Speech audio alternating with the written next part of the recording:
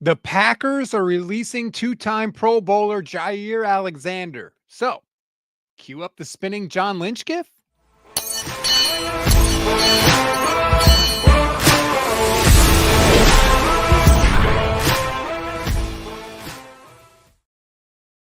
What is good, everybody? Welcome to another Gold Standard podcast. I'm Rob Stats Guerrera, flying solo today. Vish Kumaran is a little under the weather, so we had to postpone today's show. Normally we broadcast at night, but we're not going to do that this week because Vish is a little sick right now. So we apologize for that, but still wanted to go live. I'm still here with you because we have news to break down. Before we get into the Jaire Alexander stuff, just want to remind everybody, please like this video, subscribe to the channel. If this is your first time checking us out, thank you. Please come back. I promise you will like what you see if you give us a chance on today's show. So, okay. The Green Bay Packers are releasing cornerback Jaire Alexander. He has struggled with injuries lately. There was a lot of, frankly, weirdness going on with Jaire Alexander. Like, was he healthy? Was kind of healthy? Is he playing? Is he not playing? It just ended very, very weirdly with the Packers. And they got to a point with him where they were just done. I believe Packers president Mark Murphy was on 93.7 The Game. I'm going to pull up the clip for you. Listen to how he talks about Jaire Alexander. Well, first of all, he's one of our best players, just a great player, phenomenal talent. And I've been around, I played 8 years and I've been around the NFL for a long time. Very rarely does your career end the way you want it to. The reality with Jaire is just that, the injuries just took a toll. And he missed, I think the last 4 years, he missed about half of the games. And, hopefully he'll be able to, this gives him, we had the minicamp starting yesterday, and I think this way we wanted to have that resolved. And, now he's really free to go wherever he wants. And probably, I'm sure, he's still relatively young. I think he's 28 or 9. So, I think with the injury history, it was difficult to trade him. Well, first of all, so that's the Jaire Alexander story.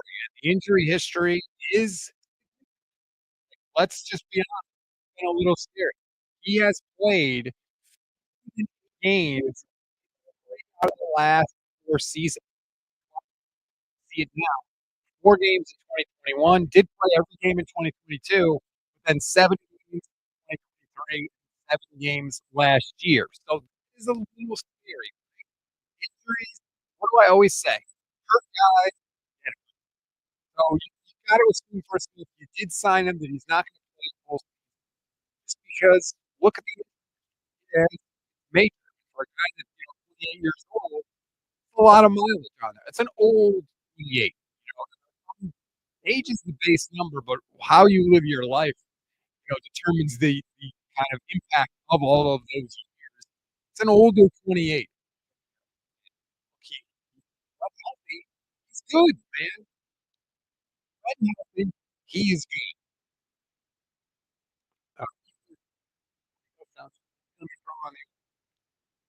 Headphones. Sorry about that, everybody. Can you hear me now? Is the audio choppy now? It shouldn't be. I don't know why it would be. That's weird. I've never had that issue before. Apologize, everybody. It sounds good to me. Okay, people are saying it's better now. I apologize. I don't know why. That's weird. But wanted to go without the headphones today, but whatever, seems to be better now. So there we go. Okay, so the Jaire Alexander thing. Is he a fit for San Francisco? Here's what it reminds me of. It reminds me of Jason Verrett, quite frankly. Do we remember Jason Verrett? First round pick, all the talent in the world, was really good when he was out there, but could not stay healthy. His body just would not allow him to play football anymore. And is that a risk you want to take with the 49ers? It was cool, early on in their regime when they didn't quite have the Super Bowl expectations and they were trying to build this thing up. They were like, yeah, Jason Verrett, come on down, because if we roll the dice and it comes up 7s, great. That'd be phenomenal. Do we want that here in San Francisco now in 2025? I don't know. He had $17 million left on his contract. It was non-guaranteed. And the Packers tried to work it out and finagle a bunch of stuff, and he didn't want to do that. And nobody obviously wanted to trade for him, because if they did, he would have been traded. The Packers wouldn't have given him up for nothing. So the question is, now that he's on the market, should the Niners go after him? I do think there's a need. You have Deommodore Lenoir. Great. You have Renardo Green. Very happy with that. I think he's up and coming. One of the, he's this ascending player on the 49ers roster. Upton Stout is your nickel right now. Are you comfortable with that? I know we all like Upton Stout. I get that. I like Upton Stout. I'm eager to see him out on the field, but are you comfortable with Upton Stout? That's a different question. Now, are you comfortable with Jaire Alexander? That's also a very legitimate question worth asking. But the Niners definitely have a need at corner. And there's some guys out there, Jaire, obviously, Asante Samuel Jr., who I would definitely take a look at closely if I were the Niners. Stephon Gilmore is out there. Rasul Butler, I think, is out there. I think if I'm thinking of the, let me see. Rasul Douglas. I'm sorry. I always get his last name wrong. Apologies. So he's out there too. Or if you wanted to go nuts and trade for Jalen Ramsey, you could do that too. I wouldn't do that personally. That's not how I would roll. But there's corners out there if you need one. And I do think the 49ers would benefit from that. There's no harm in adding a good player to the roster, quite frankly. Okay, he gets hurt. All right. There's no limit. Upton Stout might be good. Yeah, he might be, but then we can have multiple good players too. So it's definitely a position where I think the 49ers can add. The question is, are you comfortable with them adding Jaire Alexander? Is he the add you think would make sense? Sandro says, I think with his injuries, he maybe agrees to a deal like Richard Sherman. Although he's younger, the Niners could make a big splash here, in my opinion. Should the Niners sign him? Yes, the upside is huge. Yeah, I mean, it would be if he's healthy. That's the thing. If he is healthy, and if you still believe the skills are there, he has allowed Jaire Alexander a 75.9 quarterback rating since 2020. That's really good. The average is 90 in the league. So he's really, really good. The question is, can he stay healthy? And if healthy, are the skills still there? That's the part that scares me a little bit. And so I think, as Brisbee Life on Twitch says, it comes down to how much he wants, right? Obviously, the Niners were not comfortable paying him $17 million. Because if they were, they would have traded for him, because nobody wanted him. So they probably could have got him for a song, for a 7th round draft pick or something like that. So how much are they comfortable going? They have the cap room, for the record. They have $50 million in cap room. So that's not the issue. The issue is just a comfort question. Or would you rather see the Niners go after an Asante Samuel Jr., who's younger? Now, he's coming off a neck injury, I believe, which is always scary, but he is out there. If you got to roll the dice, are you more comfortable rolling the dice on, a 25-year-old who doesn't quite have the established NFL, history that Jaire Alexander has, but he's younger and potentially less injured, potentially? Or do you say, if you're gonna gamble, if you're gonna bet a long shot, because long shots pay off the most, right? The ceiling might be higher with Jaire Alexander because he's really good when he's healthy. I don't know. I do think we'll see some rumors out there about the 49ers. Kenny says hurt guys get hurt. That's what I always say too, Kenny. Alexander is a hurt guy. Anybody you sign at this juncture is going to have warts, right? If it's Asante Samuel Jr., he's coming off a neck injury. Jaire Alexander has not been healthy in 4 out of the last 5 years. Everybody's going to have warts that you signed because it's June 9th. So the question is, what warts, so to speak, are you comfortable with? And I don't know. I feel like the Niners have tried to move away from hurt guys that get hurt, but you do have needs on the roster. And I'm looking at, this is a tweet from Coach Yak. Let me throw it up here. If you're watching on the stream, you could see, apparently, according to @Bookies, The Niners and Raiders have the highest odds to sign Jaire Alexander at plus 400. Then the Rams at plus 500, the Dolphins at plus 600, and the Eagles at plus 750. If you're uninitiated, plus 400 means you bet $100, you win $400. So pretty good odds. The Rams are an interesting bet there from just looking at the raw numbers. You know the Rams like to take swings on guys. If you're the Rams, do you want to trade for an older Jalen Ramsey, or do you want to just sign Jaire Alexander, who, if it doesn't work out, only costs you money? It's interesting. Plus 550. Man, I may have to make that bet. I might have to do it. Jaron Kelly says Saquon was a hurt guy before last season. That is true. That is true. And so was Christian McCaffrey, really. When the Niners traded for him, he was a hurt guy. Now he obviously stayed healthy for a little bit, and then last year got hurt. I don't know. Chris Olig says Jaire's playing time was not only because of injuries. Yeah, I agree. There was definitely some weirdness there. And I've heard from some Packers people that there was a souring there, let's call it, between Alexander and the Packers. I don't know why. I don't know what transpired. I don't obviously follow the Packers as closely as I follow the Niners, but something clearly went awry because teams do not just sit and do not just release healthy, really good cornerbacks. Like, they don't. You can never have too many pass rushers. You can never have too many guys covering the receivers. Ever, ever, ever. So for the Packers to do this, they had to, number one, just be totally done with him as a player relationship-wise. And number two, have zero confidence that he would ever consistently be out there on the field. Because if they had even a shred, even an inkling, you don't just give it away. You don't do it. And the Packers are not a stupid organization. Monkey Boy 12th says, drop off when he's not on the field and sacrificing time for young guys to develop doesn't seem worth it. I'd rather gamble on a younger guy becoming good, not necessarily as good, versus him missing games. Well, I think you could still find ways to get Upton Stout on the field if you did sign Jaire Alexander. It would somewhat take some snaps away because there are only so many snaps.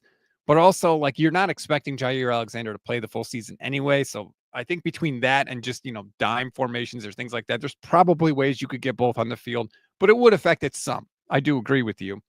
Chris says, I'm from Wisconsin. I know something happened with him and the Packers. He practiced numerous weeks and didn't play on Sunday. Yeah, that was the weirdest thing. That's why I say, like, and I don't know what could have caused it, right? It's not like the Packers have a lot of, difficult to get around with people, like difficult to get around with coaches or anything like that. I don't know. I don't know what happened. Maybe it was just a money thing. I have no idea. But something happened. And so I think before you even, investigate this, before you even decide on the football part of it, you've got to decide on the off-field stuff, the relationship, like what is going on there. And think about too, like the Niners don't really have a lot of guys that are, malcontents, so to speak. You could point to Brandon Ayuk if you want, but Brandon Ayuk showed up for voluntary stuff. Like Brandon Ayuk showed up for voluntary stuff. The guy that thinks that everybody thinks is such a malcontent. He showed up and he's been coaching the receivers during the meetings. So the Niners don't really have a guy that's kind of a me first guy right now in the locker room. They don't.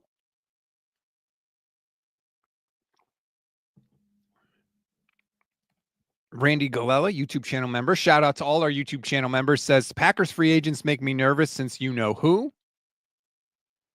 Who? Why am I not thinking of it off the top of my head? A Packers free agent. Sorry, I can't think of it off the top of my head. Kenny says, what's up with Asante Samuel Jr.? So he was cut by the Chargers. He has some sort of neck injury. I'm not sure. Oh, geez. Yeah, Randy. Thank you, Brisbee Life. Devondre Campbell's that's the reason why Randy's nervous. Thank you, Brisbee Life, for reminding me of that. So Kenny wants to know what's up with Samuel. He got hurt. It's a neck injury. He is having some sort of checkup either this month or next month. I can't remember which. But after that checkup, he said he will decide what he wants to do with his NFL future. I don't know how serious that injury is. I don't know if it's like a career-threatening thing. I'm not sure. But that was the latest that I heard with Asante Samuel, is that he he's going to have this medical checkup. And then after that is sort of when anything would happen, depending on what they say. He would probably be the most attractive to me just because of the combination of skill and youth. Like, because the thing with Jaire Alexander is like, you're just hoping he can stay healthy for 1 year, right?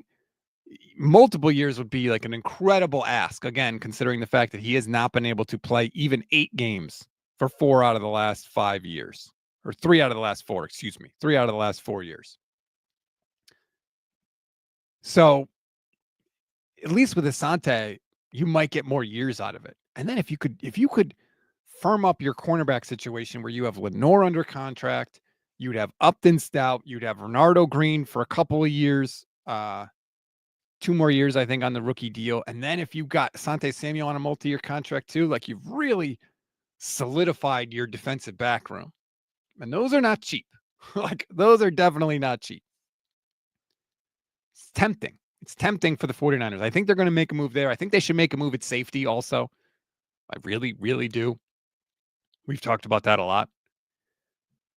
The secondary could use a little bolstering. But think about this.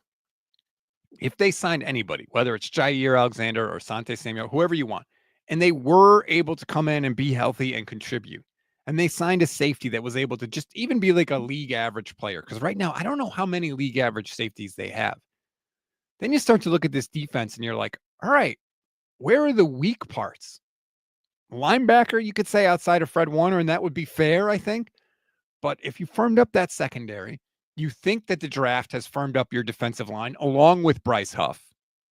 You're starting to think like, damn, this is really shaping up, right? We're really rounding out this team to actually be something, to not just be kind of like, oh, hold on, and, grip and hope. And this defense, man, I don't know if they're going to do it.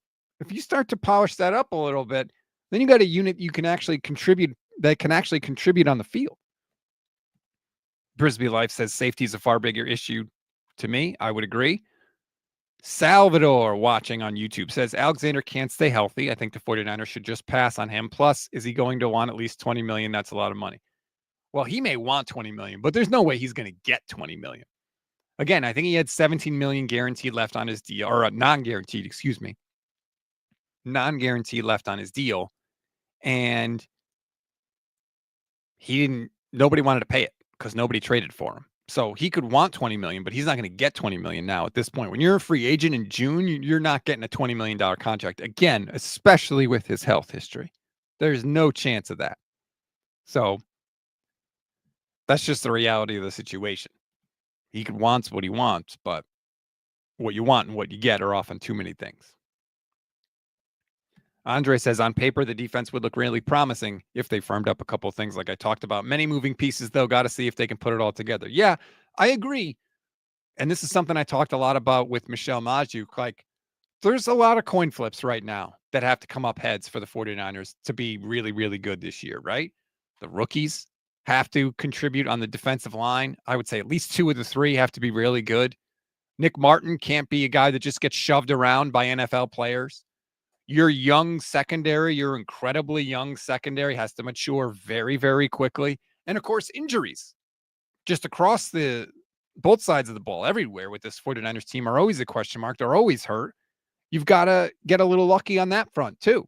Not to mention Christian McCaffrey, not to mention Trent Williams needing to stay in the lineup.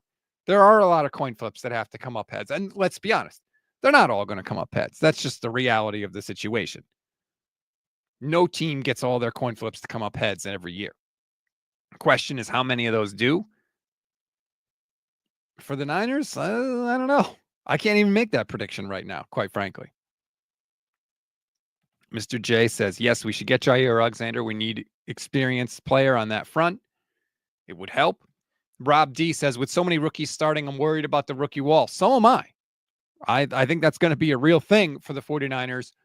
Nick Wagner had an article on ESPN.com, and he pointed out, and this is crazy to me because I think a lot of people think of the 49ers as an old team, and they were, but they're not anymore. Of the 90 guys on the roster right now, 36 players have less than 2 years of NFL experience. That's 40% of the 90-man roster right now for the 49ers has less than 2 years of NFL experience. That is shockingly inexperienced and young for this team. And, I think we think of them as an older team because of Trent and McCaffrey and Kittle and Bosa and Warner. But outside of those spots, this team is friggin' young, man. The wide receiver room is young. Brock Purdy is young. Everybody on the defensive line, it feels like, is young. The linebackers, we know, it's D. Winters, it's Nick Martin, young guys, right? The secondary, Malik Mustafa, Jaire Brown, they're all young. We think of this team as older because the leaders are a little bit older, but everybody else is not. And so I feel like the primary job of the coaches and this coaching staff is education right now. Education for mandatory minicamp this week, and then they have the 40 days away, and then education during camp. Teaching these guys how to be professionals, the playbook, the system. 40% of the 90-man roster has less than 2 years of experience. Whew. So, and then that's another reason to add some of these veteran players that I talked about, at corner or safety. Get some more experience in the room. Apparently, the 49ers have handed the keys to the Twitter handle to some players, and they're tweeting out like lame messages from very generic messages from players. I'm just seeing the first one now. Ricky Pearsall. Super excited for the upcoming season.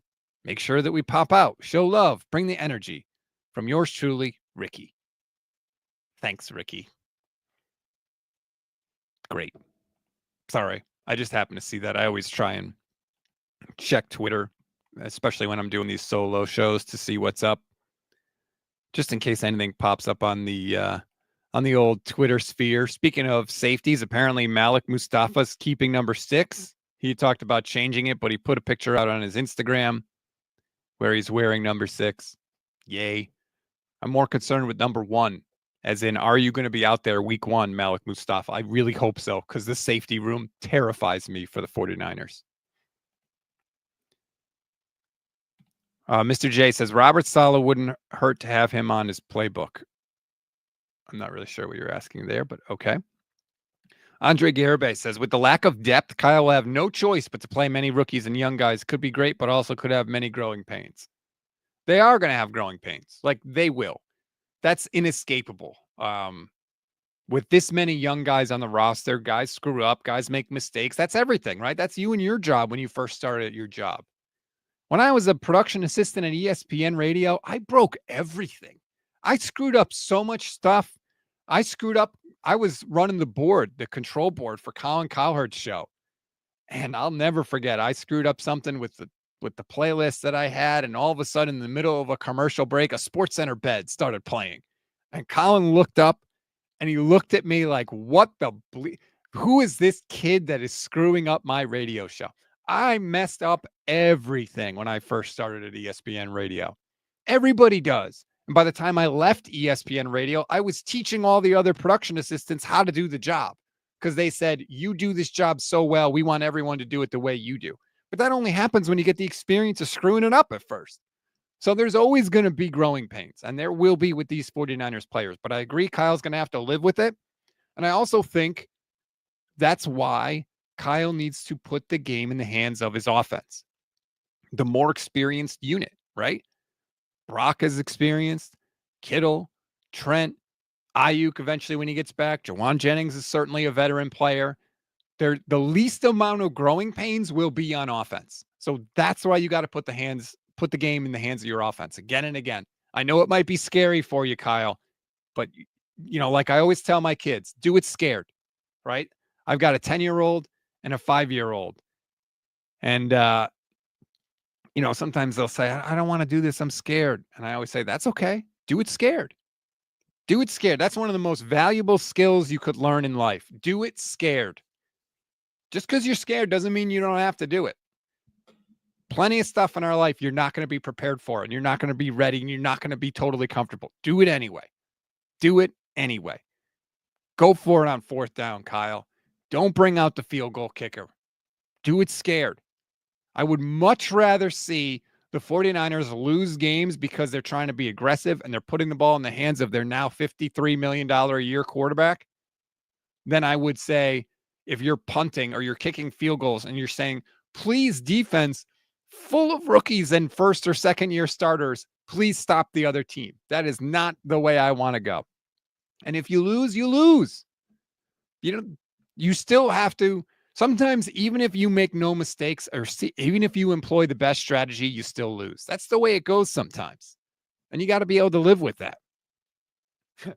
Andre Carabay says, cut Jake Moody, Kyle. Do it scared. Man, Jake Moody can't go a single show without catching strays. Like, I wasn't even talking about the special teams. Oh, man. That's one of the storylines to watch in training camp. So that's it. I'm interested. I'm surprised less of you are against the Jaire Alexander signing than I thought. I thought I was going to come on here and get just a bunch of no's. No. Hurt, always hurt. Let Upton Stout play. But a lot more of you were on board than I thought. I'm surprised by that. Maybe I'm the only one that remembers Jason Verrett. That situation annoyed the hell out of me. They tried it once. It didn't work. They brought him back. It kind of worked. He got hurt again. They brought him back again. He got hurt. Like, it was just enough. It was enough with that. And do you want to get back on that roller coaster? And then, like, if you bring him in, how does that change Upton Stout's role? And then, okay, but Jaire's hurt, so now Upton Stout's role has to change. It does have an impact. I know I said both could develop, and I think they could, but I think Upton Stout's development would probably be smoother if Jaire Alexander wasn't there. But also, you don't want to sacrifice the good of the team just for Upton Stout, right? It's better for the team if their cornerback room is deeper and you live with the repercussions of the development of some of the younger guys if it can make you a better overall football team this year. And I think you could argue that it would. If they were to sign him, as long as it's not like a, $17 million a year deal, I would understand the thinking. And for me, like, we all have opinions on what the team should do, what they shouldn't do, what's a smart move, what's not a smart move. But at least if I could understand the thinking or the vision of what a team is going for, it's a lot easier for me to take. I might disagree with it, but it's like, all right, I see the writing on the wall. I see what they were thinking. I see what they were trying to go for. Nobody hits 1,000, right? Like, some moves you make just aren't going to work out. Bryce Huff is on this roster right now because Howie Roseman made a move that didn't work out, and he's as good as it gets in the NFL right now. So if you could see the vision, at least you feel a little better about it, I would say. To quote a very famous person, it is possible to commit no mistakes and still lose. Yeah, I just saw that. Who said that? I'm gonna Google that real quick. It's from Star Trek. Jean-Luc Picard. There you go. Good old sci-fi. Always good for a good quote. Thank you, Brisbee Life, for reminding me of that. Monkey Boy 12th says Jason Verrett was super cheap, so it wasn't too much of a hit. We had proven talent around him. If he went down, that could compensate. Yeah, but it was just annoying. Like, they tried it a couple of times, and it never really worked, and they kept going back to it.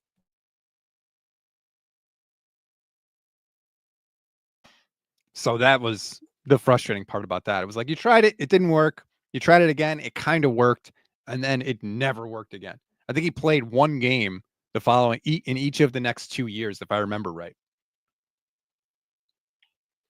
I apologize for my voice. Kind of losing it a little bit here. In terms of non-Jaire Alexander stuff, we've got mandatory minicamp this week. Kyle Shanahan's going to speak tomorrow. Robert Saleh is going to speak on Wednesday. Be fascinating if they sign Jaire Alexander and all of a sudden then we get to hear right away from Robert Saleh. That'd be fun. But, I talked about this a little bit in 49ers in 5, how massive this time is for the Niners. Again, because of all the young players on the roster, like I mentioned, this is the only teaching time that teams have during the year, particularly the 49ers. The Niners are so week to week when it comes to their game plan, what they're going to do. They're so opponent specific. That's the phrase I was looking for. That during the year, they don't have time to educate you. They don't have time to hold your hands. They don't have time to put the training wheels on because they are changing things on the fly week to week against every individual opponent. It's not like, Well, we're going to run these things over and over and over again, and you'll get it eventually, because it changes for the Niners. So this is the time to learn. This is the teaching time. So you need to be in camp, in mandatory minicamp, in training camp. You need to be on the field, not just in the meetings. Being in the meetings is great, but I always say you don't learn how to drive a car by sitting in the passenger seat. You just don't. You got to get behind the wheel of that thing. It's different when you're doing it yourself. So you got to be out there on the field. That's why I was so bummed about Ricky Pearsall. Wanted him out there, man. Hated that. Hated that news that he wasn't going to be out there for camp, because he's missed a ton of practice time and he's a young player. He needs reps. So this time of year, I think a lot of people are like, it doesn't count. It's camp. I'm not going to over exaggerate. That's what there's a bunch of 49ers beat writers and people out there. Like, oh, people are hyperventilating over this stuff. No, we're not hyperventilating, but it is important. It doesn't count, but it does matter, as Mark Schlereth used to say. I'm not going to, proclaim the season doomed or, guarantee a championship based on what happens, but it is important. It definitely matters, especially with all those young guys. Somebody watching from Japan right now, because that is awesome. Konnichiwa. Thank you. Konnichiwa to you, sir. That is very cool. Love when we go international. So I'm keeping an eye on the wide receiver room for mandatory minicamp. The cornerback room, as we sort of talked about today. The wide receiver room is really interesting because we're hearing good things about Jordan Watkins. We're hearing good things about Jacob Cowing. Ayuk is not going to be there. Pearsall, we don't think is going to be there at least till training camp. So there's opportunity in that wide receiver room. So who follows what the coaches say the best? And what I mean by that is what the Niners do during minicamp is they tell players, here's what we're doing. Here's what we're trying to teach. Here's where you, Ricky Pearsall, or you, Jacob Cowing, or you, Jordan Watkins, has to get better. When training camp starts, we want to see you do X, Y, and Z. Whatever it is, come out of your breaks quicker, learn the playbook better, whatever the case may be. Everybody's got their assignment. And the Niners want to see who works on it during this 40 days of death, as I like to call it. If you come back in training camp and you fixed whatever they told you to work on, or you look better at whatever they told you to work on, that is huge for this coaching staff. They put so much faith in you, and I really think it determines, at least for the first part of the year, what your role is, how much they put on your plate. I think that's like the biggest factor, quite frankly. And if you're not, if you haven't improved, if you're still struggling, if you've maybe put in the work, but it's not that much better, they're not going to have faith in you. And they are not going to put you out there early. They're going to find somebody else, even if it's, Chris Conley. Not to throw any shade at Chris Conley, but my point is, like, even if it's somebody that, doesn't think has a role in the future of this team, they'll put that guy out there ahead of you. They don't care. So what happens in minicamp this week, and then obviously over the next 40 days, is going to be massive. And I don't know how much the Niners are willing to share and what they tell these guys they need to work on. But that's going to be the biggest factor. And with so many early guys and how the wide receiver room shakes out and the cornerback room, and is it D Winters or Nick Martin? Does CJ West find a way to crack the starting lineup with Alfred Collins? If Alfred Collins can crack the starting lineup, if Alfred Collins can get on the field, that's going to be massive for this team. And part of how this season is going to go is how Kyle Shanahan manages that as well, right? Does he pick the right guys to have faith in? Does he put the best 22 out on the field at all times? Maybe a guy didn't make as much progress as you would have wanted, but overall, he's got a higher ceiling. So maybe you cut him a little slack. Kyle generally doesn't cut guys a little slack. It's going to be interesting. The two things with Kyle this year are going to be, to me, how much faith he has in Brock Purdy and how much freedom and how that relationship evolves, and how much faith he has in the young guys and on how much he lets them do. Those are going to be two very big Kyle Shanahan questions for me, quite frankly. And I have no idea how to answer them at this point right now. I really don't. Like, I could see a world where Kyle is the same old Kyle and does the same old thing and doesn't, really sort of grow his relationship with Brock Purdy and is very much more of a Here's what I want to do. Please go do it type of thing. And I could see where Kyle says, hey, I'd be stupid not to involve Brock Purdy. I should listen to him. Brock has shown that I can trust him and, deserves this freedom because we've never really seen Kyle with a quarterback for a sustained period of time. He's bounced around a little bit. He's had different guys in and out of the lineup. We haven't seen what it looks like. So we're all going to find out together. And then obviously the young guys, he may not have a choice because of injuries and all that stuff, but that's going to be the storyline of the year. And how these coaches can get these young guys up to speed and ready to go. And how long they last. Like somebody was saying, I forget about the rookie wall. Having that week 14 bye this year might help with that, right? Because later, that's right around the time where these guys are going to hit that wall and they're going to start to feel it. Damn, this is a way longer season than I'm used to. And damn, I really didn't get to train this off season like I've trained because I was preparing for the draft and training for the combine. And damn, if I had only known that playing in the NFL was like this, then I could have trained a different way. And I could have prepared my body for this, right? All that stuff is going to be a factor this year. It's going to be fun. I think it's going to be a fun year for the 49ers. I think they're going to play a bunch of competitive games. Could be coin flip toss, games, but at least hopefully every week that means we're going to have meaningful competitive football and we're going to be in it. And we'll see how many of those coin tosses go the Niners' way and if they could sneak into the playoffs. And as I have said, just get into the playoffs and anything can happen. That's going to do it for this edition of the show. Please like this video, subscribe to the channel. Thank you so much, everybody in the chat. I apologize for the audio issues at the start. I'm not really sure what went wrong. I'll investigate that. But thanks for hanging in and sticking with me. I really do appreciate that because I know not everybody does. I will be live with Michelle Majuk tonight on the Bleacher Report app at 6 p.m. Pacific time. If you want more from me, so she and I go live every Monday at that time and every Wednesday at that time. So check us out on the Bleacher Report app. If anything happens with Jaire Alexander, I'll be back doing another live show. But until then, enjoy your Monday, everybody.